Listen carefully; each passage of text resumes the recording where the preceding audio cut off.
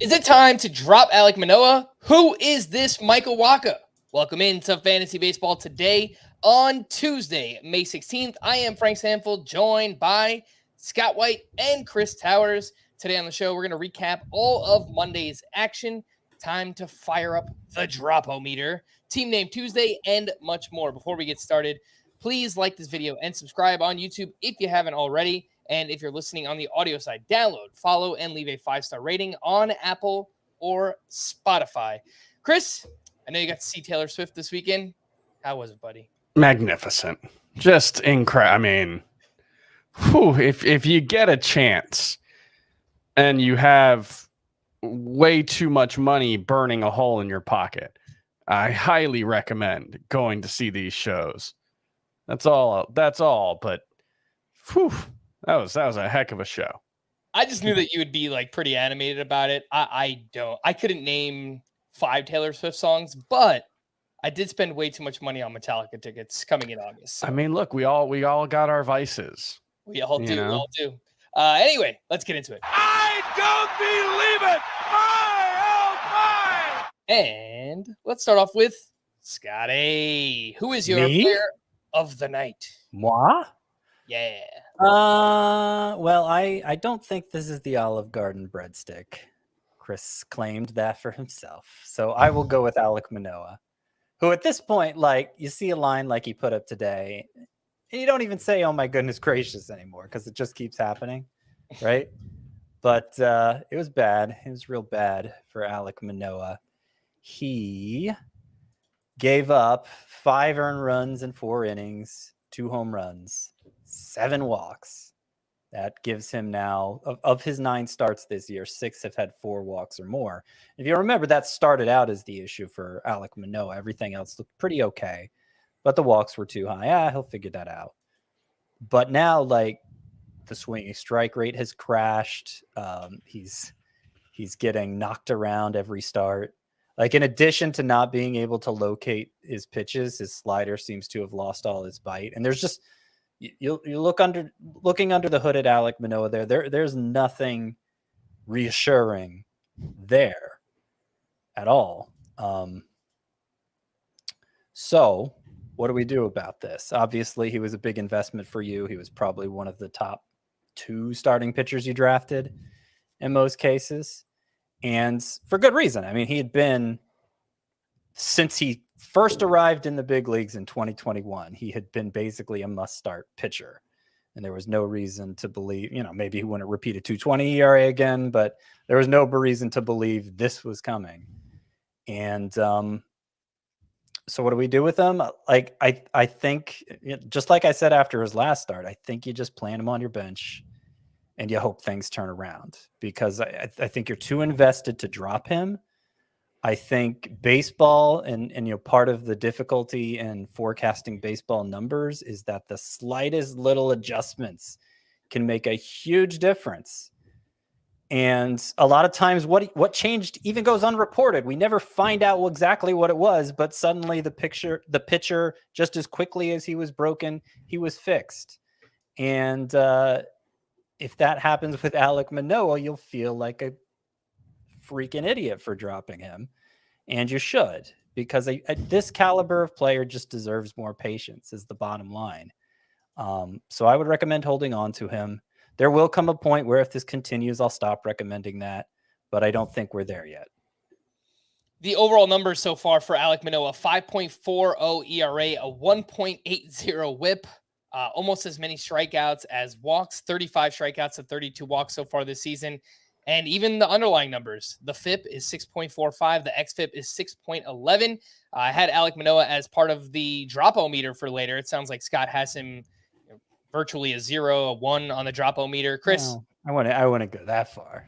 All right, well then where would you put him, Scott? Well, 10 is a player you could drop in any league, and 1 is someone you I'll go 4. Hold on to. I'll go 4 for Manoah. Okay. Chris, same question. Drop-O-Meter on Alek Manoah? Do you want an honest answer? Yeah. Yeah, usually. I got nothing. I have nothing to say about Alek Manoah. Like, we have not overwhelmingly long track record, but a decent one. We're talking, 55 starts, 51 starts before this season with a 2.7 career ERA. I generally tend to default to the larger sample size being more indicative and predictive of what a player is going to do moving forward than whatever small sample size, even the most recent one. I don't think the 9 most recent performances by any player are necessarily the most indicative thing of what they're going to do moving forward. But like Scott said, there is nothing I can point to and say, yeah, this feels good. Here's something Alek Manoah is doing well. There's absolutely nothing. I guess he's not getting hit that hard. His average exit velocities allowed is only 89.1 miles per hour this season, which is about average. So there's something positive to be said about Alek Manoah. He's average at one thing so far. I don't know. If you want to drop him, I can't tell you not to. Like, that's a decision that you have to make. All I can tell you is what I will do, which is thankfully not have Alek Manoah on any of my teams because I don't, but I would not be able to drop him if I did. If you can't stand the sight of him on your roster anymore, you should drop him. I think the likeliest outcome is that will end up being a mistake. I think the likeliest outcome is Alek Manoah will figure something out and become an effective pitcher again. But I'm looking at like last year's leaderboards through the first 8 or so starts, and there's not a lot of the worst pitchers who ended up turning things around. I think the most optimistic one would probably be Tyler Mahle, who had a 5.89 ERA through his first 8 starts and ended up with like a mid-3s ERA for his next 15 or so before the injuries. But, Robbie Ray sort of figured it out. It kind of feels a little like that last year, right? But it also feels kind of like Jose Barrios last year, and he never really figured it out. He was kind of mediocre to bad for the rest of the season. He's looked better this year, but I can't tell you not to drop him. I can't give you an affirmative case for why you should not drop Alek Manoah beyond just these 9 most recent starts are not the entirety of his career. They are not the only information we have access to, and generally speaking, a 51 start sample size should be more predictive than a 9 start one. That's all I got. Chris, did you have a number on the drop-o-meter, by the way? It was like 2 minutes for not having anything. 2 for the amount of minutes. All right, fair enough. I'll split the difference. I'll say a 3. I think deeper leagues, you got now. I'm the one who's most likely to. Wow, Scott hates. Wow, what did Alek Manoah do to you? Look, in 10-team leagues, if he's absolutely the worst pitcher on your team and you're never going to use him and no one else is going to pick him up, sure, that's like, yeah, you could drop him there. But I think in standard 12-team leagues with like 5 bench spots, just plant him and wait. And I pretty much agree with what you had to say there, Scott. Oh my goodness gracious. Chris, we'll move over to you, a player of the night. Yeah, the Olive Garden breadstick is pretty obviously Jack Flaherty, who, if you had asked me the drop-o-meter on him after his last start, I probably would have said an 8 or a 9. And so I think I said 10. You probably weren't here, but so that's 10. Kind of a case for Alek Manoah, although I'm going to be honest, I don't necessarily believe that Jack Flaherty's just fixed now, but a lot of positive signs in this one. 93.7 mile per hour average fastball velocity, second highest of his season. Got at least 4 whiffs on the curveball, the slider, and the 4-seam fastball. First double-digit strikeout game since September of 2020. Longest outing in almost exactly 2 years. I think it was May 7th, 2021, the last time he went 7 full innings. It was an extremely impressive performance from Jack Flaherty, and it came completely out of nowhere. I don't know, he was pitching mad, maybe after not liking the questions he was receiving about his velocity last time. Maybe Wilson Contreras is now Yadier Molina after a week of awkward conversations in the Cardinals dugout. I have no idea what to make of this performance by Jack Flaherty. except to say that it's the kind of performance we needed to see from him, because I think all of us were probably just about ready to give up on him for good after the way the season started. I had dropped him in an FBC, or I'm sorry, in TGFBI, 15-team Roto League, just this last week. I was out. I was done. Just when I think I'm out, they pull me back in. If nothing else, this is the kind of performance that if Jack Flaherty was dropped in your league, it makes him worth picking up again. I mean, in every way, it could be good. It was good. And, I was trying to figure out why, what happened here. As best I could tell, the velocity was up a little bit. You mentioned that, Chris. Mm-hmm. And just from watching, he averaged right around what he did in his second start of the season when he had decent results, but didn't actually pitch well. It wasn't like unfamiliar levels for Jack Flaherty. It was just a little up from a season average. Watching the highlights, it seemed like he did a good job of changing the eye level of the hitter with both the breaking balls and the fastball. And so maybe maybe a lot of it is just he needed a better plan for attack and he found it. I think part of that too is he threw 2/3 of his pitches for strikes in this one when his season average coming in was 58.1, just dreadful. So, you could do things like set up hitters better when you're throwing strikes. That's hard to do when you're not. But it was, part of it too was first three, like he loaded the batter. He loaded the bases in the first inning, I believe, with a hit and 2 walks.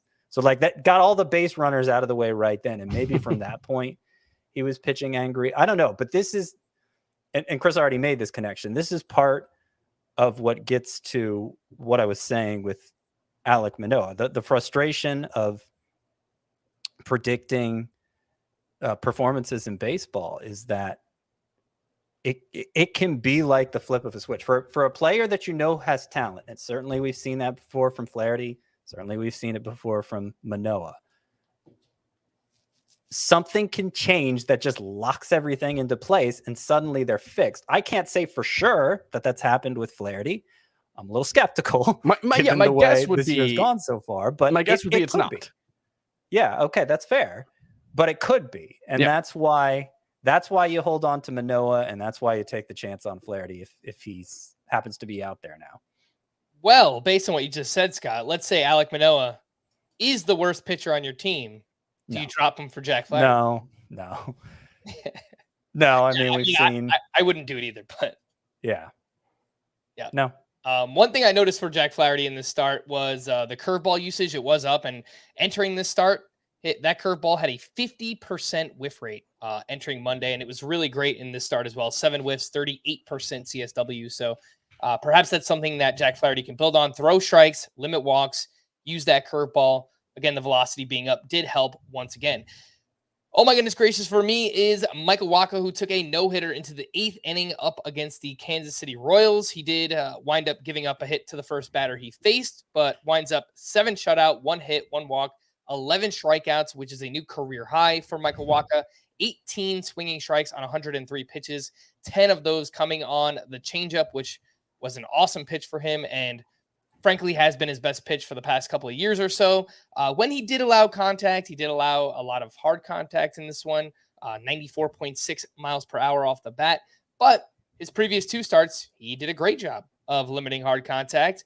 And overall this season, that's something that Michael Wacha has done well. He's allowed just 1 earned run over his last 3 starts, so seems to be locked in and doing something right. Michael Wacha is up to 64% rostered. I assume most people probably picked him up because they think he has a 2-start week.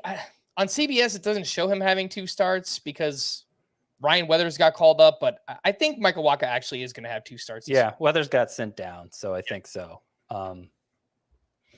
Yeah, you mentioned 1 earned run combined in his last 3 starts, also just 6 hits combined in 19 innings. So he has been close to unhittable during a 3-start stretch. Now, this was the first of those 3 starts where I was actually like, wow, look what he did. 11 strikeouts, 18 whiffs. we have a long track record of Michael Wacha being mediocre at best. He did have a 3.32 ERA last year in what was basically 2/3 of a season, 23 starts. But we were all pretty skeptical of that then. I don't think we ever fully bought in. And I'd need to see more of this from Wacha, I think, to buy in now. I need to see more 15-plus swinging strikes, more than a strikeout per inning before I'm on board with him as a fantasy asset. Yeah, I mean, you said unhittable, but there's a semantic thing there because he was quite hittable. He had 7 strikeouts in 12 innings in the previous 2 starts.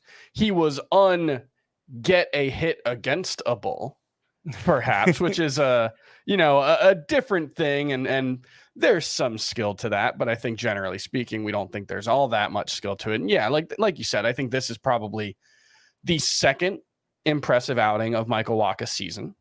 He had a 10 strikeout, 1 walk game back on April 8th against the Braves. You could argue that's actually more impressive than 11 strikeouts against the Royals. He followed that one up with 15 earned runs in 13 1/3 innings over his next 3 starts. So yeah, I think skepticism is the order of the day for Michael Wacha at this point. I believe I did start Grayson Rodriguez over him in a 2-start week for Rodriguez in, I want to say, Tout Wars. So feeling kind of dumb about that one, but even so, I don't see much to get excited about with Wacha. More on Grayson Rodriguez in just a little bit, but when it comes to Wacha, who would you rather have if you could just add one, Jack Flaherty or Michael Wacha? Flaherty. Chris? Yes. Flaherty. Yeah. And in a deep enough scenario, I'm okay adding Wacha. I think I started saying Walker, but I was trying to say Wacha. I'm okay adding Wacha. Like, I don't know, if you're dropping who's somebody pretty scrubby that might be rostered. We would have said Jack Flaherty before today. Exactly. No, I mean, like, here's one. Like Sean Manaea. If you got Sean Manaea on your roster for some reason, okay, take a flyer on Wacha. If you don't have an IL spot, would you drop Nick Lodolo? No, I'd hold on to Nick Lodolo. I mean, I think so. Have an IL spot. He's out for a quarter of the rest of the season, basically. How about at least a month? How about Martin Perez? I know he's been like Martin Perez. He's 80%. Yeah, Martin Perez is pretty scrubby. Yusei Kikuchi, who's kind of come back down to earth a little bit. Tyler Anderson. Take a flyer on Wacha over him. How about Reed Detmers, who's been pretty underwhelming? That was actually the first name that came to me when I was trying to think of somebody I'd be willing to drop, but I decided I'd still rather have him than Wacha. I'd stick with Detmers. Yeah, I think so too. The most added starting pitchers on CBS after Sunday night's waiver period, which obviously there's a lot of fab and waivers running over the weekend. Yuri Perez, Dane Dunning, James Paxton, JP France, and Louis Varland. I think the only names that I would take Wacha over are Dane Dunning and JP France of that group. Yeah, and it's actually a close call with Dunning for me. Yeah. Was Dunning supposed to start today? The Rangers didn't play today, Scott.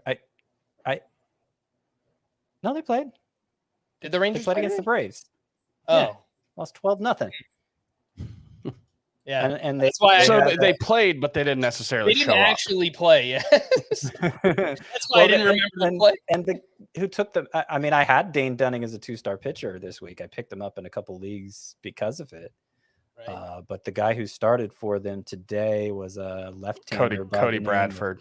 Cody Bradford, yeah. And so, yeah, I guess that. Okay, so Dane Dunning's scheduled to start tomorrow, so he will not be making 2 starts this week, and that's a shame. And they've only got 6 games this week too. Yeah, so he will make 2 starts next week, presumably. And so that's why I think it's a close call between him and Wacha. But I would rather have Wacha than France for sure. Okay, let's take our first break, and when we return, we'll take a look at the Cardinals, who are surging all of a sudden. We'll do that here on Fantasy Baseball Today.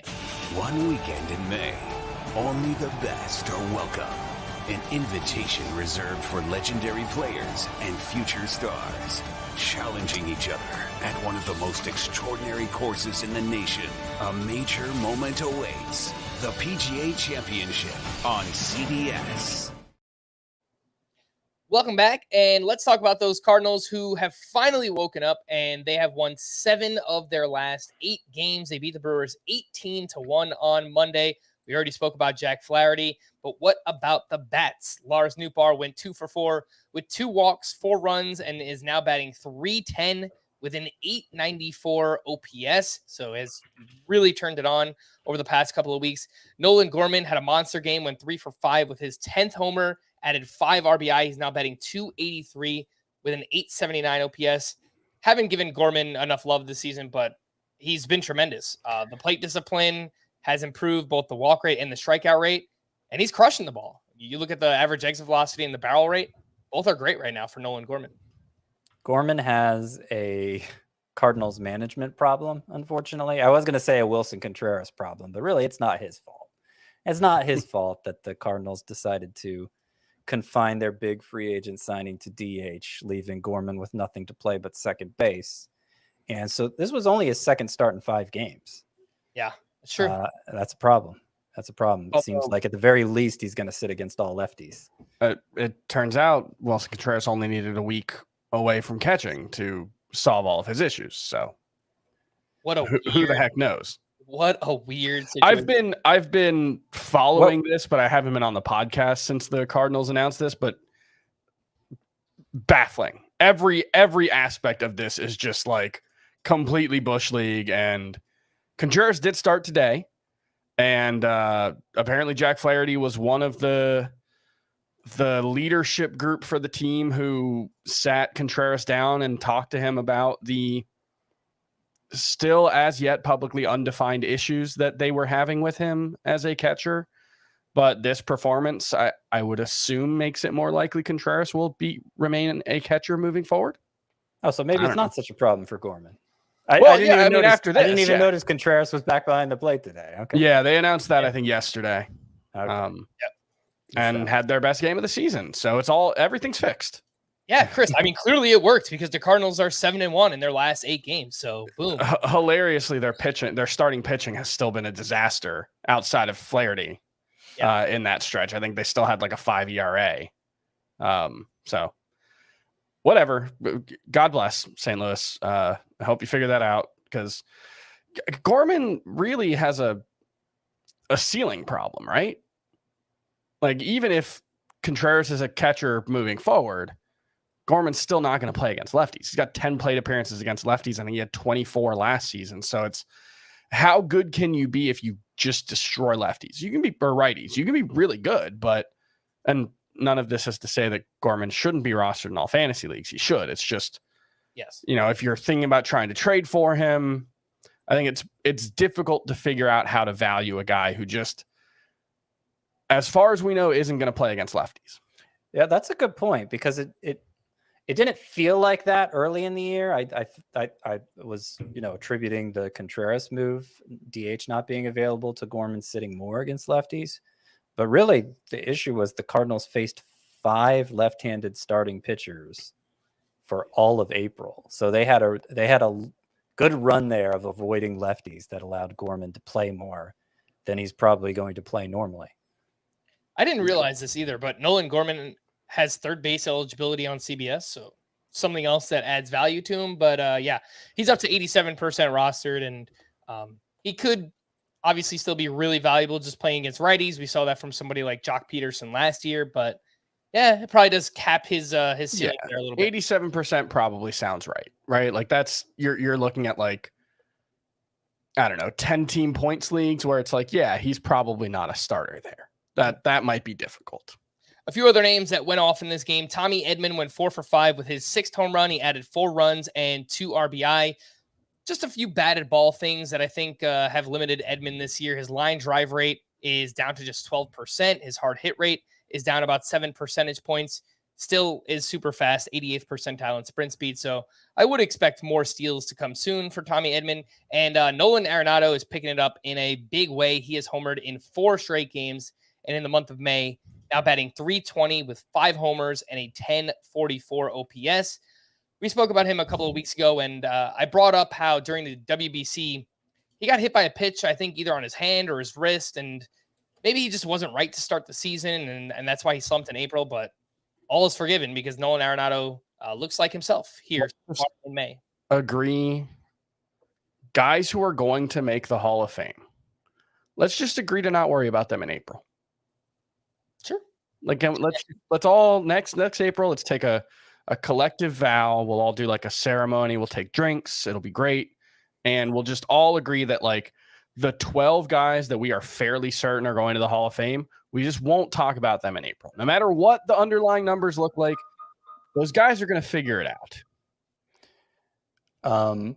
Well, that's contingent on the audience not talking about them, whether we talk well, about them. That's what I mean. I mean the audience. You're all invited to participate in this ceremony. We'll get some oils and incense, and it'll be really nice. I promise. It'll be a great time. There's still people freaking out about Manny Machado, who has, is on a Hall of Fame trajectory, I would say. But anyway, back to Arenado. I did see an article this morning from The Athletic that he was working through what he termed dead hands, which is not a phrase I had heard before. I've heard of dead arm, but he had dead hands, which maybe it was related to that.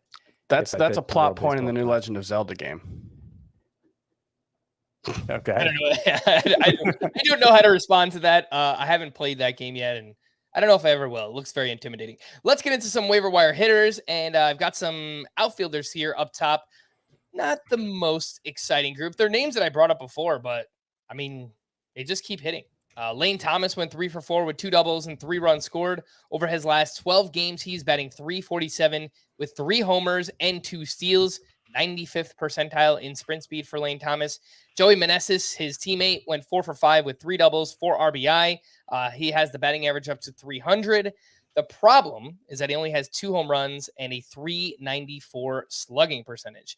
Marcell Ozuna went 1 for 5 with his 8th home run, and the batting average overall still looks dreadful, but in the month of May, Ozuna is batting .300 with 6 homers and 1166 OPS, crushing the ball, hitting it hard, putting it in the air, lots of barrels.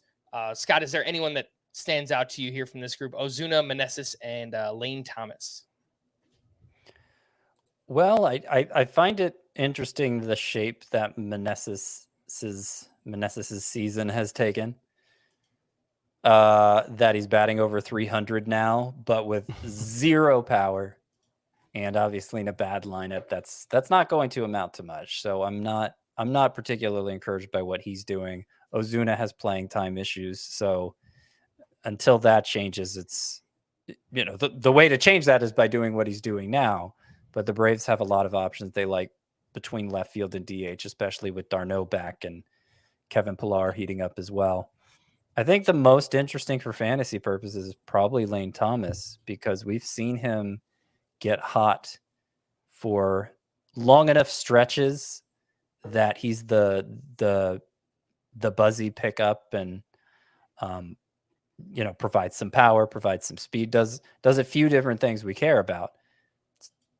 That he's doing it in May, I don't know. I mean, I don't know that we've seen Lane Thomas have his career season yet. And I'm not saying this is definitely it, but I'm saying there's enough of a chance that in 5 outfielder leagues, he probably needs to be picked up if he isn't already.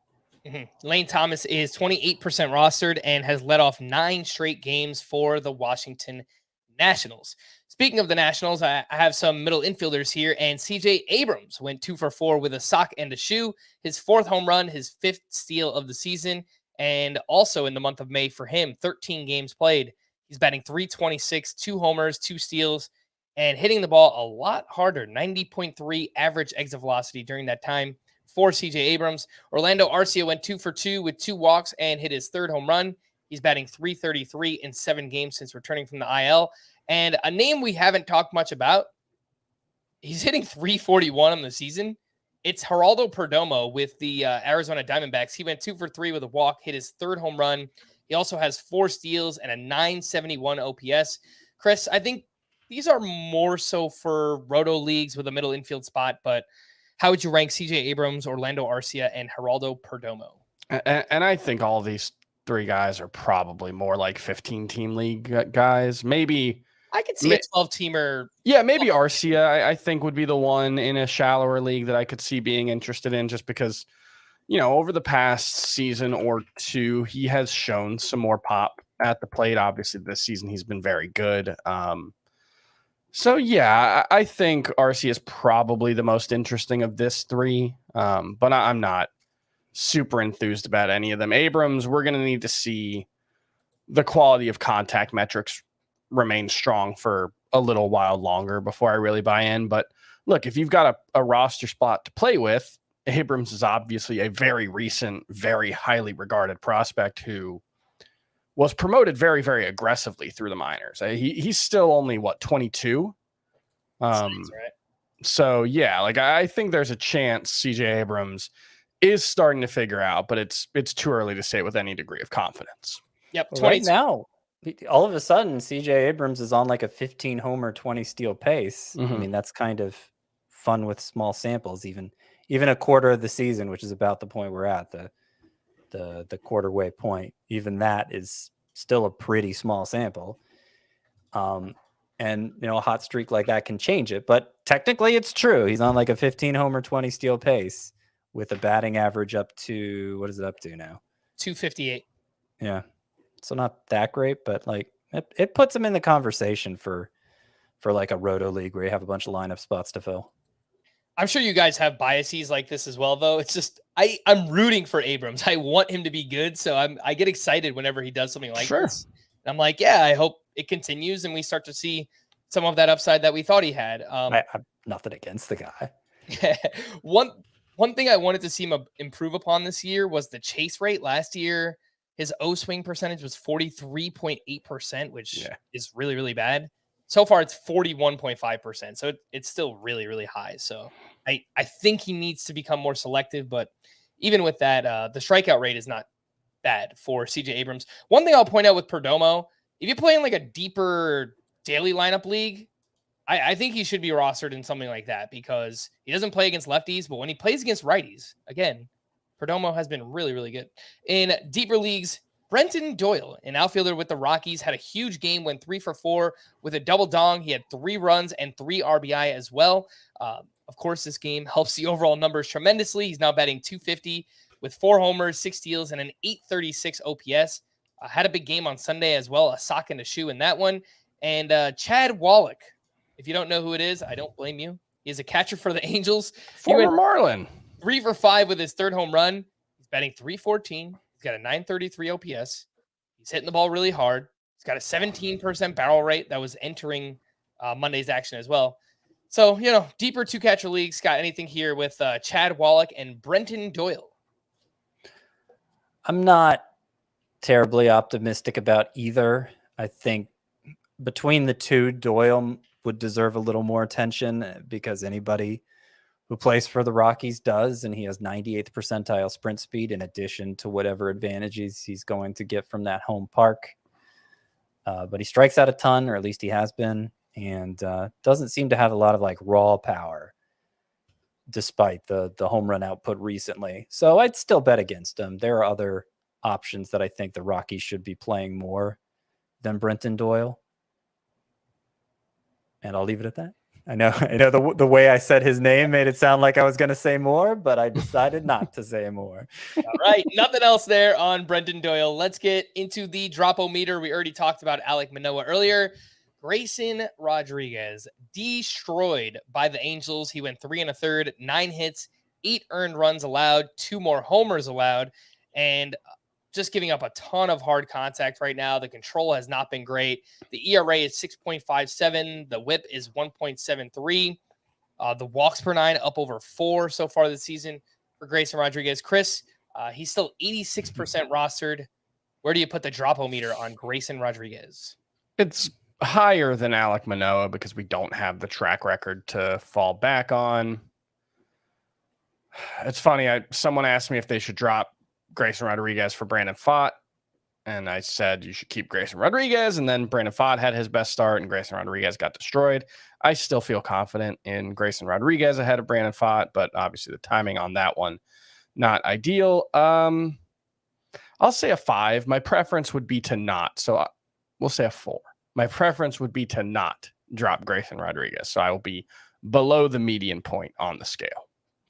I'll go like a 6 or 7. I mean, obviously it depends on the depth of the league, and at some leagues there's not going to be any pitcher worthwhile. And Rodriguez could figure it out, but I haven't seen any. I have not felt motivated. For instance, our 24-team dynasty league, very deep league, and nobody ever has enough pitching. I have not been the least bit tempted to promote him from a minor league spot. There hasn't been. He hasn't even gone 6 innings in a start yet, right? But more to the point, like it just seems like he doesn't know how to pitch yet.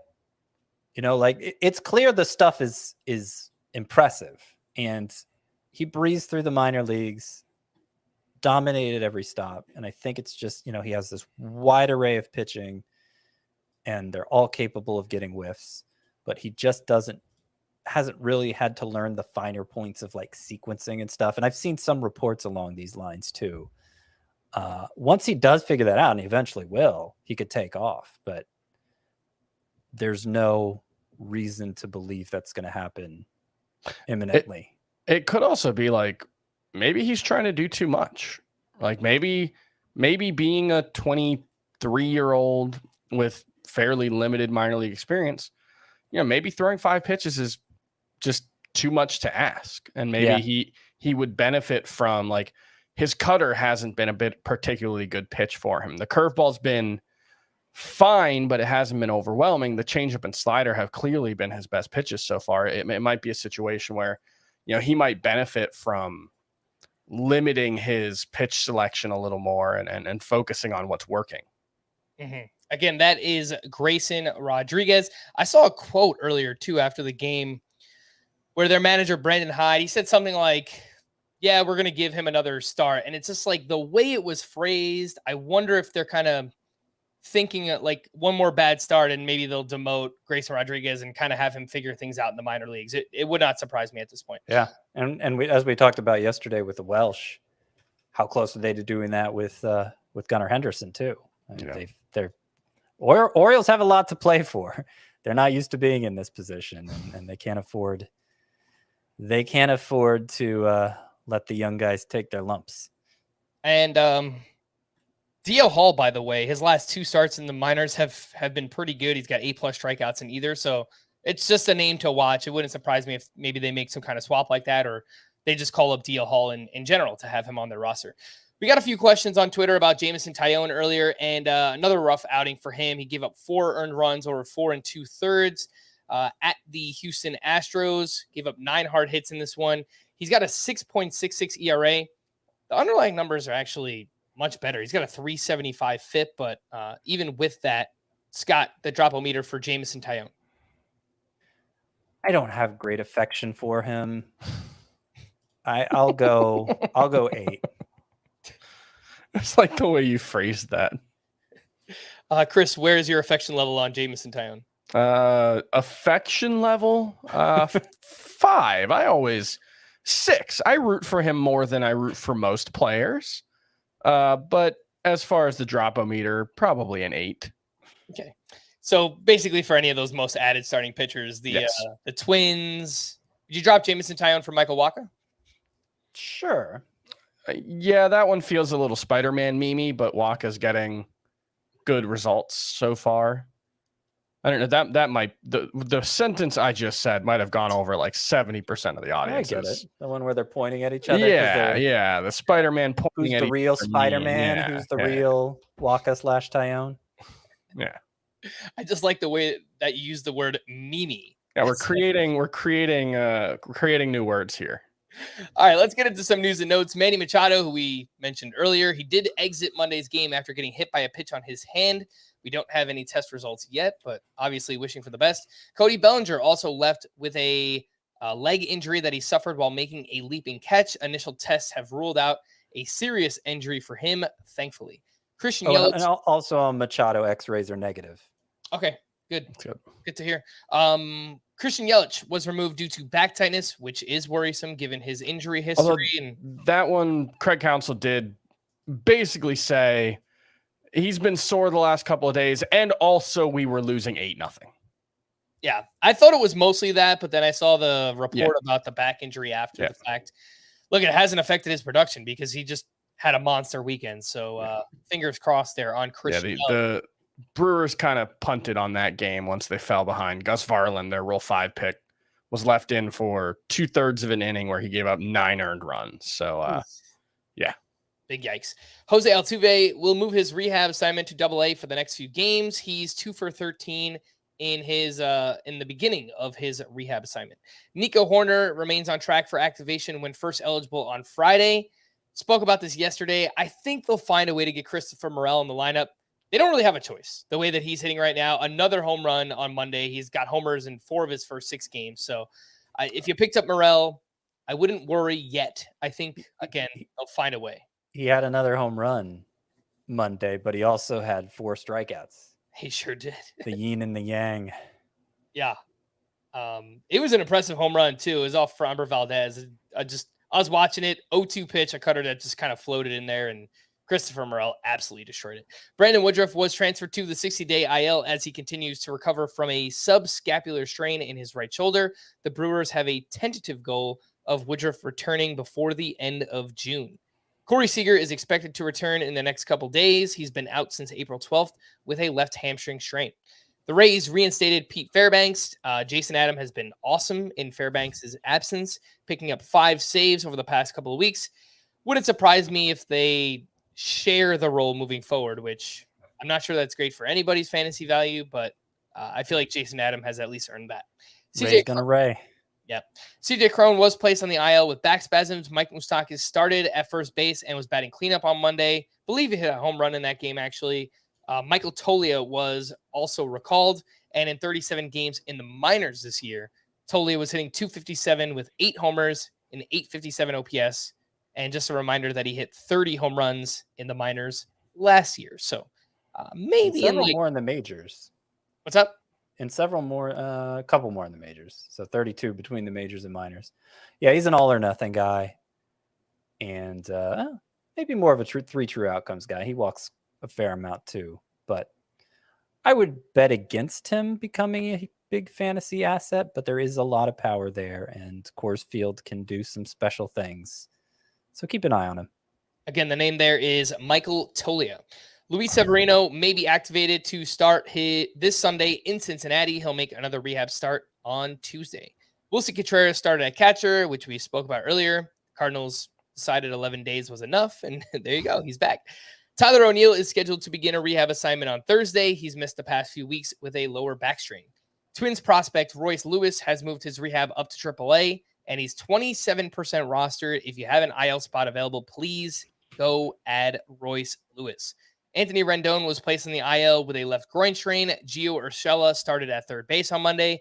The Braves transferred Kyle Wright to the 60-day IL. Jose Alvarado is expected to begin a throwing program in the early part of this week. So perhaps the Craig Kimbrell and Gregory Soto fantasy value, maybe it won't be around for too long. We'll see. Hayden Wesneski was optioned back to AAA. Kyle Hendricks could potentially take that spot, that rotation spot later this week. Chris, it's been a while since we've seen a fantasy-relevant Kyle Hendricks. Do you have any interest? No, he would have to. This is probably a situation where we need to see 2 or 3 starts at least before getting interested. He's been pretty awful. Mm-hmm. Jock Peterson was placed in the IL with a right-hand contusion, while Mike Yastrzemski was reinstated by the Giants. TJ Friedel was placed on the IL with a left oblique strain. Jake Fraley, Stuart Fairchild, and Will Myers started in the outfield on Monday. Jared Schuster will be recalled from AAA to start Tuesday against the Rangers. Scott, any interest in Schuster? He's 20% rostered. He's been walking guys in the minors just like he was in the majors, and they seem to avoid this for as long as they possibly could, going with bullpen games and such. So, no, I would say Jared Schuster has a lot to prove before we consider him in fantasy. Joey Votto was transferred to the 60-day IL, which freed up a roster spot for Matt McClain on the 40-man. Hyunjin Ryu has been throwing bullpen sessions at the Blue Jays spring training complex. He's aiming to return sometime around the All-Star break. And last time we saw him, he wasn't very good either. So I think we just we've got to see multiple really good starts from Ryu before we think about him. Luke Voigt was placed on the IL with a strained neck. Darren Ruff has been signed to replace him on the roster. Dylan Carlson underwent imaging on his left ankle on Monday. Alec Burleson started in left field with Brendan Donovan in right. Brad Boxberger went to the IL with a strained forearm, and it appears Mark Leiter Jr. and Adbert Alzolay are the leaders in the Cubs bullpen for now, and Brandon Williamson will make his Reds debut Tuesday in Coors Field. He did have some prospect pedigree a couple years ago, but a 6.62 ERA at AAA this season. Don't think that's going to cut it.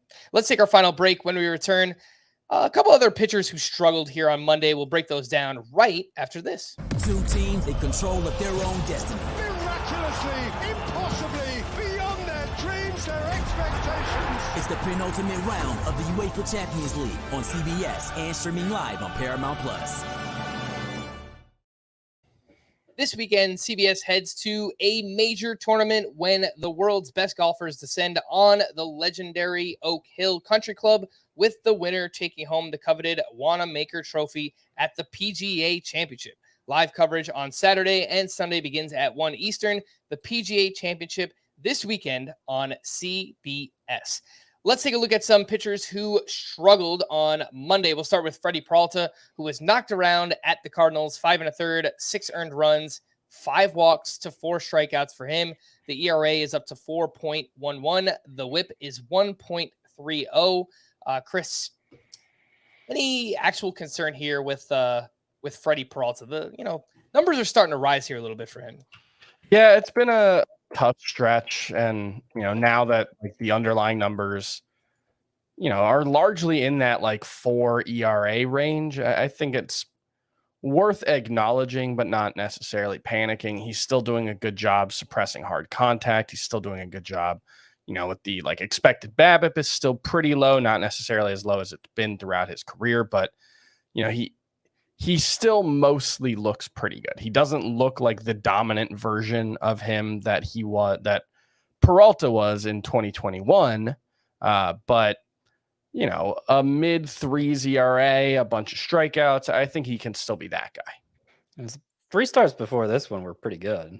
It's worth pointing out 23 strikeouts in 18 innings, 250 ERA, all 3 quality starts. 5 of 7 quality starts this year prior to this start. So now 5 of 8. Yeah. Let's move over to Framber Valdez, who had a disappointing start up against the Cubs. He allowed 4 runs over 4 innings pitched. Still did have 8 strikeouts, but lots of hard contact. 97.1 mile per hour average exit velocity against. And Scott, I think that's the one thing that maybe we omitted when we were talking so gracefully about Framber Valdez last week, is he does pitch to contact more than other aces, and he is allowing a lot of hard contact so far this year. Yeah, but he also has a career best strikeout rate. I mean, I don't know. I can't in the world of pitching that we're living in now, I can't bring myself to complain about Framber Valdez of all pitchers. So the thing I would say about him is he has gone from very, very good in terms of quality of contact allowed to pretty bad so far. However, quality of contact allowed for pitchers is a skill that takes a long time to stabilize. And we've got several seasons of Framber Valdez being very, very good in that regard. And we've got 9 starts of him being pretty not so good. We give the larger sample size the edge here and assume that Framber Valdez will figure that out and remain a very, very high-end pitcher. Hunter Green, unfortunately, did not survive Coors Field. He gave up 6 runs over 4 innings pitched, 2 homers allowed, did have 8 strikeouts to just 1 walk, but the ERA now stands at 4.60. The WHIP is 1.58. Lots of strikeouts, lots of walks, a good amount of hard contact, a 398 BABIP against so far this year. Chris, any thoughts on Hunter Green? I kind of feel like this is the Hunter Green experience. Yes. Yeah, I think there may, and I would bet will come a time when he figures it out and, it clicks and he looks like an ace. But yeah, I think more more often than not, it's going to be a frustrating experience because that fastball still gets hit really hard, and it's one of two pitches that he has, basically. I wanted to see, there was talk in the offseason about him throwing the changeup more, and he's thrown it less often so far. I don't think you worry because he got hit hard in Coors Field.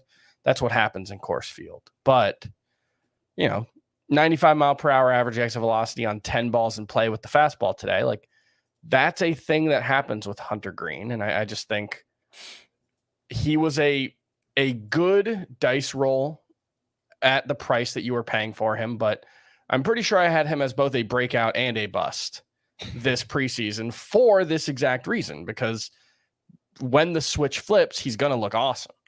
But it was never a certainty at all. It was always an upside play. And I don't think you're dropping Hunter Green, but no, you're not necessarily starting him with a ton of confidence every time out. Yeah. Look, again, it's Coors Field, so it's a tough place to pitch. You mentioned the changeup, and he used it 14% of the time in this start. That was a season high, and it looked pretty good. It had 4 whiffs, 31% CSW. So glass half full. That's one nice takeaway there for Hunter Green. Pablo Lopez has had a few clunkers recently. He was at the Dodgers, 4 2/3, 5 runs allowed, 3 home runs allowed, 2 of them coming to Max Muncy. Allowed some hard contact in this one. Over the last 5 starts, Pablo Lopez has a 6.11 ERA, a 132 whip. Scott, I don't want to say that it's the same as last year, but I'm kind of getting vibes from last year where Pablo Lopez got off to that awesome start and then just really kind of faltered from there on out. Would you look to sell Pablo Lopez right now, or do you still have a lot of confidence in him? Well, if you were going to do a sell high, I kind of feel like you've missed your window to do that. His numbers look closer to expectations now. What people's expectations were coming into the season. I don't think he's about to collapse, and so you need to get out before that happens. I think he's not, even with the new sweeper this year, even with the velocity bump he was seeing early, he's still more of like a mid-tier pitcher than a high-end pitcher. And so he's going to have times when he struggles like this, but he's still a quality option to have on your roster. Mm-hmm. Probably more of like an SP3 than, one of the top 2 starting pitchers on your roster. Shohei Ohtani has been doomed by the long ball recently. He was at the Orioles, 7 innings, 5 runs, 3 home runs allowed in this one. And over his last 4 starts, a 6.12 ERA, a 1.0 whip on the nose, over a strikeout per inning, but 8 home runs allowed over his last 4 starts. Apparently reported that he was battling some neck stiffness in this outing as well. Chris, a couple of weeks ago, I talked about using Ohtani as a pitcher rather than a hitter, and I feel like that's completely flipped. Like, he's really turned it on as a hitter, and he's kind of faltered a little bit as a pitcher. Yeah, I don't know. He's awesome at both. That is true. I think you probably this is the problem with trying to play the hot hand thing, right? With Shohei Ohtani. If you think he's just a better pitcher than he is a hitter, then use him as a pitcher. But he's not really hitting right now, so I'm going to use him as a pitcher is yeah, you do that, and then you might miss out on a 4 home run week. And so that's always going to be the thing with a player like him. That's frustrating, but I think the good thing is you're going to get good production no matter where you start him. It's, Well, this was a week where it totally made sense to use him as a pitcher because a rare week where he was lined up for 2 starts. And that happened earlier in the year, and he didn't end up getting those 2 starts. I don't remember why. Rain out or something? I don't know. I hope this neck stiffness isn't a reason to push him back a day for the Angels and deny us that coveted 2-start week for Ohtani again. But I will say I'm not concerned about him. Yeah. Speaking of Ohtani as the hitter, by the way, 4 for 5 with a walk and his 9th home run, finished a double short of the cycle in a game that he was the starting pitcher. His home run, 114.6 exit velocity, 456 feet. Did you see the Orioles fans were booing him when he got a single on his last at bat instead of the double for the cycle? Loved it. I did not see that, but that is tremendous. A few other pitching standouts. George Kirby turns in yet another quality start at the Red Sox, 6 2/3, 1 run, 6 strikeouts in that one. Charlie Morton with his first double-digit strikeout start of the season, 6 2/3 shutout, 10 strikeouts to 1 walk. 23 swinging strikes on 106 pitches. The trend continues. In years that I don't draft Morton, he's awesome. In the years that I do, he stinks. I literally just wrote about selling high on him. So there you go. Merrill Kelly had one of his best starts of the season at the Oakland A's. 7 innings, 2 runs, 9 strikeouts to 1 walk, 17 swinging strikes in that one for Kelly. Scott, anything you'd like to add on Kirby, Morton, and Merrill Kelly? I've been really impressed with Kelly here. It seems like he's the one of the Mount Rushmore that has followed up on his surprisingly good season. I'd hoped 2 of them would. It was unlikely they all 4 were going to. It looks like it's only one, and it's Merrill Kelly. And in fact, Merrill Kelly might be even better than last year. His ERA is down to 2.92 now. His WHIP is down to 1.09. His swinging strike rate, even before this 17 whiff game, is by far the best of his career. His changeup, which was always his best pitch, seems to be playing even better, and he just seems to keep getting better and better. So I'm not saying you should value him the same as like Mitch Keller. I don't think he's taken that kind of leap as Merrill Kelly, but you can feel confident starting him more weeks than not. I know this sounds gross, but I'll just ask, get it out of the way. Patrick Corbin has a quality start in 5 of his last 6 outings. And during that span, his last 6 starts, a 3.49 ERA, a 1.16 WHIP, keeping the walks down, still giving up some hard contact. Chris, anything to see here with Patrick Corbin? No. 15% strikeout rate, 5.61 expected ERA. Oh gosh. I don't think there's anything here. I think sometimes good things happen to bad pitchers. All right. A few hitting leftovers. Cal Raleigh went 3 for 4 with a double dong, 1 from each side of the plate. He had 3 batted balls over 107 exit velocity. Anthony Santander went 2 for 4 with his 6th home run. And in the month of May, he's batting .353 with 4 homers and a 1088 OPS. Aaron Judge went 2 for 2 with 3 walks and a double dong of his own. He's got multiple homers in 2 of his last 3 games, making up for lost time, now up to 10 home runs total on the season. Ronald Acuna went 1 for 4 with a walk and his 9th home run, 116 exit velocity, 454 feet. He's been amazing, the best player in baseball, best player in fantasy baseball. Hopefully signs of coming around for Jose Abreu. He went 2 for 3 with a walk, a double, and 2 RBI. Max Muncy, I wrote down here that he had a double dong, but I want to check this game just to make sure. He didn't. I don't think he homered again. I saw at some point he was 3 for 3, so 3 for 5 now with, it's still 2 home runs, 3 RBI. That game's actually still going. They're headed into the 11th inning there, so some extra inning baseball for them. Christopher Morel, we spoke about him earlier. He hit his 4th home run in 6 games, and in Matt McClain's debut, he hit a double in which he really flashed the speed. The broadcast said his time from home to second base was in the 95th percentile on that double hit. And then he scored on a hard hit single in the next play too. So Yeah. I did not realize he was so itty bitty. yeah, he's small, 5'8". I say that, right? Like I'm 5'9". We're almost the same height. He's just a lot better at baseball than I am. Kind of an insane gamble on that double, I will point out. That's, big outfield there in Coors Field. Matt McClain was billed as a baseball rat. I talked on the last podcast about how the Baseball America scouting report described it as he doesn't have a lot of functional strength. So he makes up for it with a go-getter attitude. And we saw that on that hustle double. All right. A few bullpen updates for the Yankees. Michael King, I told you eventually, but no. Wandy Peralta had the 2 saves over the weekend, but Michael King recorded the final 4 outs for his 3rd save. I think it's still pretty messy. I think we're going to get some Michael King, some Peralta, maybe Clay Holmes mixes back in. I think it's pretty messy right now. For the Astros, Ryan Presley was unavailable. Hector Neris picked up his 2nd save of the season. For the Diamondbacks, Andrew Chafin pitched a clean 9th for his 6th save. The ERA has crept up to 3.94. For the Rockies, Pierce Johnson entered the 9th with a 2-run lead. He gave up 1 run, but picked up his 7th save, and his ERA is all the way up to 5.51. For the Giants, Camilo Duvall pitched the final 4 outs for his 9th save of the season. And Evan Phillips blew a save for the Dodgers tonight. Yes. Ooh.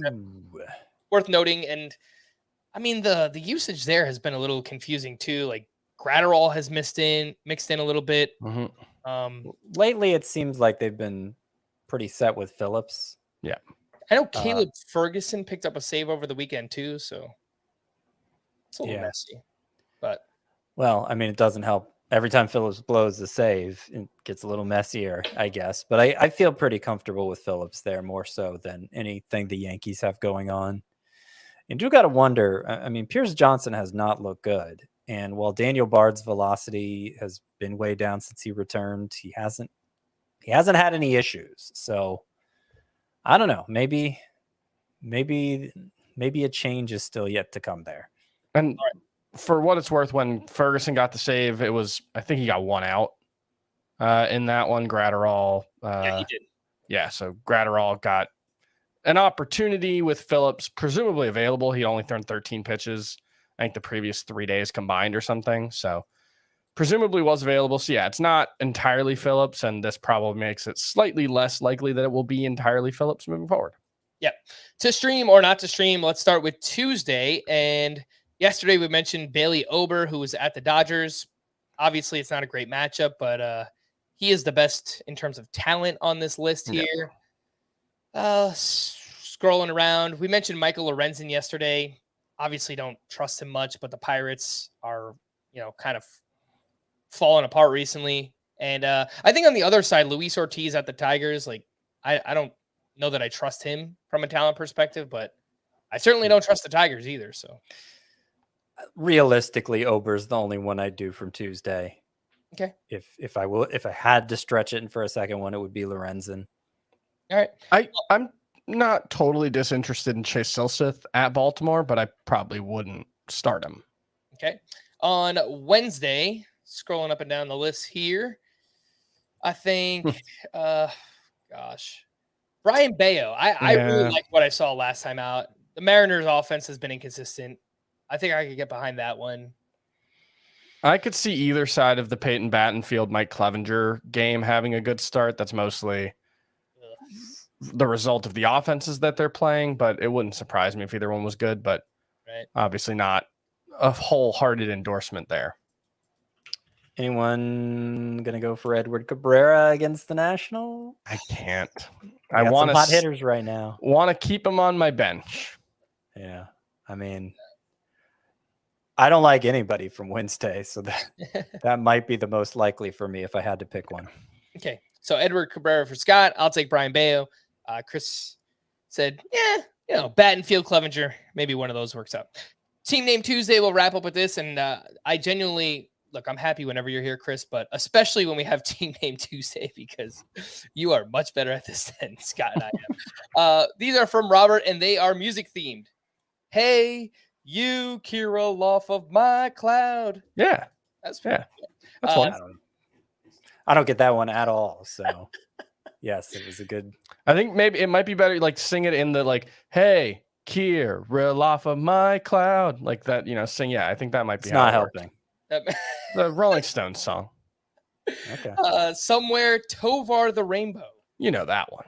I do know that one. I know most of them. Come on. Like, that maybe 1 or 2 out of 10. I don't know. I mean, there's a bunch that I don't usually get, so I will openly admit that. These are all pretty obvious ones. These so far, yes. I can't get no Gaddisfaction. Yeah. Okay. So there's a whole. We're sticking with the classics, the oldies here. Yeah. I mean, 102.7 Light FM here. And this last one is I'm Stott for Teacher. Yeah. You guys don't know that one? No, Hot for Teacher. That's Hot for Teacher, I guess. Yeah. I don't know the.